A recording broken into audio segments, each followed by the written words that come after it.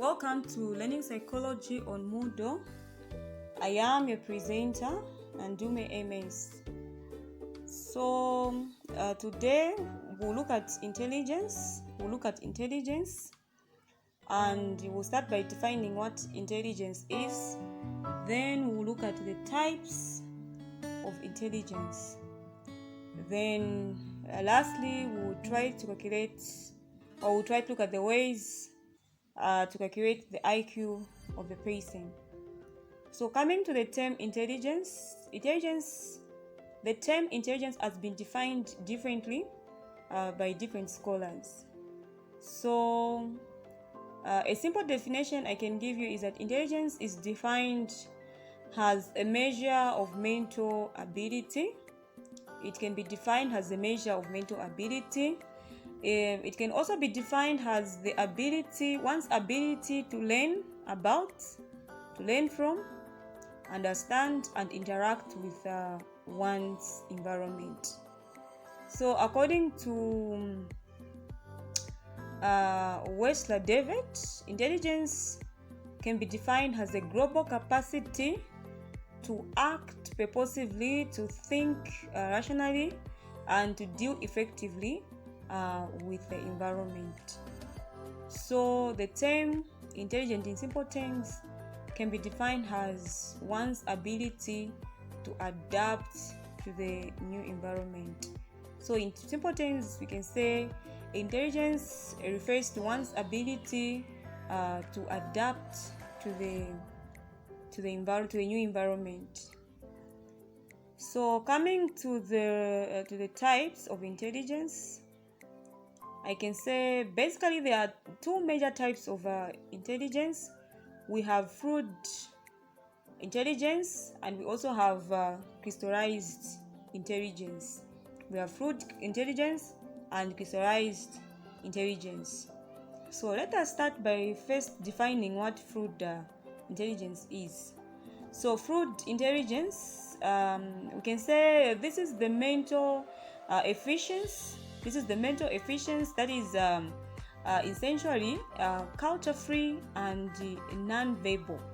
So this is the type of intelligence that is mental efficiency, that is essentially culture-free and non-verbal. For instance, it refers to an individual's ability to think and act quick. It refers to one's ability to think and act quick. Also, one's ability to solve more problems and store short-term memory.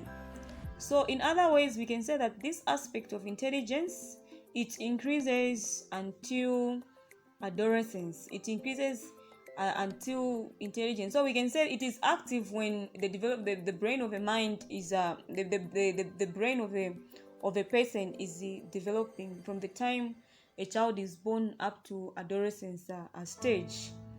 Why is it so? This is because it is grounded. This kind of intelligence is grounded in the brain development, and usually this type of intelligence, it declines or it decreases gradually with age.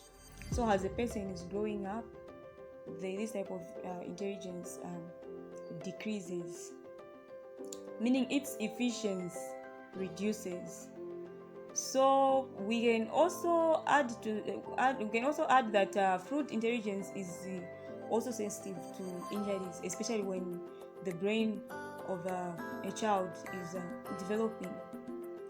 So the other type of intelligence, it is called crystallized intelligence.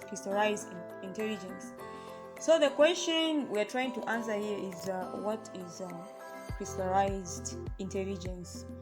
So this is the ability to apply culturally approved problem-solving methods. So this can be defined as the ability to apply culturally approved problem-solving methods, and this can increase throughout lifespan.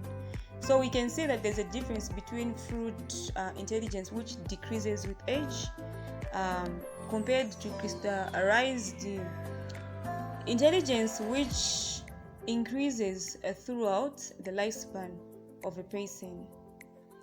Why is it so? This is because it includes the learned skills and the knowledge such as vocabulary facts and how to read, for instance, how to read a table, as well as studying efficiency at a college. So by investing in fruit intelligence, in solving problems, we develop our crystallized intelligence. Then what can we say on this? So we can say that there's a difference between fruit intelligence and crystallized intelligence. So in case a question will come in the exam, maybe differentiate, take the difference between fruit intelligence and crystallized intelligence. I expect people to get good grades in this. So having looked at the types of intelligence, we can move on to look at ways of calculating the IQ of a person. The IQ of a person. The ways of calculating the IQ of a person.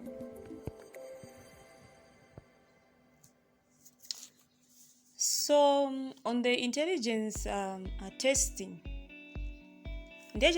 it was first done by Alfred Bernard, a French who identified students who needed educational assistance. So it was during his time that the first intelligence quotient, in brackets IQ, test was born. So the first intelligence test is referred today as the Bernard-Simon scale, and in those days it became a basis for the intelligence test, and this is still in use even today. So now, if you want to find the IQ of a person, there's a formula that you're supposed to use, and this formula can be computed by dividing the mental age expressed as MA by the chronological age of a child expressed as a CA times 100. So in simple terms, we can say if you want to find the IQ of a person, of a child, or a pupil, you can use the following formula. That is IQ equals to MA over CA times 100. So in this case, MA, it is the mental, it can be expressed as the mental age of a child, and then CA, it is expressed as the